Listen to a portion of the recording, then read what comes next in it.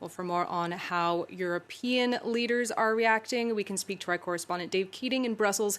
Dave, the EU has said it wants to react with firmness and with unity. It's said that sanctions are on the table. Do we have any more information on those sanctions? Not yet, but the statement that was put out by the two EU presidents specifically says that the EU will react, quote, with sanctions against those involved in this illegal act. Now, that seems to suggest that the sanctions would be targeted at individuals, and the individuals involved in this act would be the Kremlin leadership, and notably Vladimir Putin. Now, we can't really get answers right now about whether this statement means that such targeted individual sanctions. But what's interesting is that in the meantime, after that statement from the EU came out, we got a statement from the White House saying that immediately sanctions are going to kick in that will target U.S. citizens who might be investing in these two breakaway regions of both Donetsk and Luhansk. And that would be a very minor sanction compared to what the EU was previewing here. It's almost inconceivable that the EU's sanctions would be more harsh than the US sanctions. So either this is just the first salvo coming out of Washington and there will be more announcements of sanctions in the coming hours, or that statement from the EU about sanctions was a bit premature.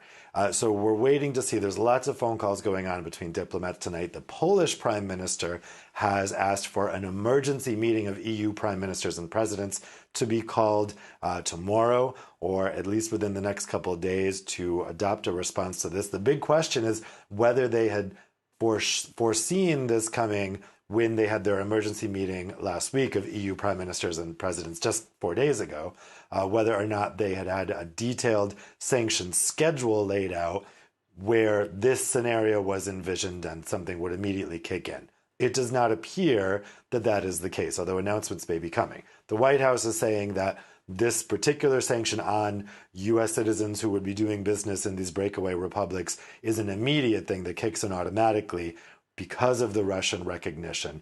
And the statement does say that more is coming. So a very developing situation. Now, within the bloc, is there likely to be disagreement over whether Putin's announcement should trigger serious sanctions? Yeah, this is going to be the big question because, of course, recognition of the independence of these two breakaway regions was kind of the least he could do. Out of all the possible scenarios here, this was the lowest scenario in terms of aggression. But, of course, many people are saying this is likely just a first step, almost certainly a first step to annexation. That seems to be what analysts are saying. I mean, this is exactly what happened in Crimea, which was eventually just fully annexed by Russia. So at least this is probably a first step to annexation.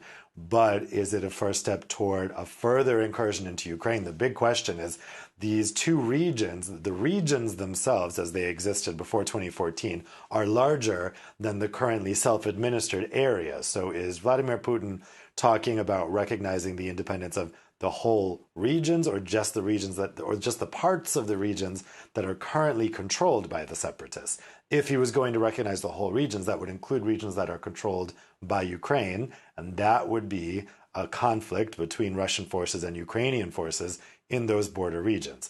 So in terms of the sanctions package, a lot may depend on that.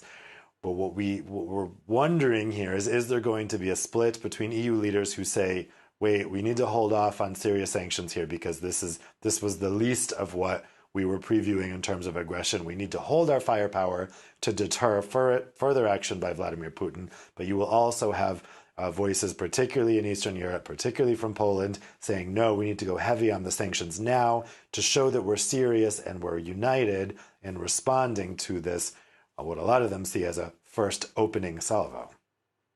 All right, Dave Keating with that update on the European reaction to the Ukraine crisis from Brussels. Thanks, Dave.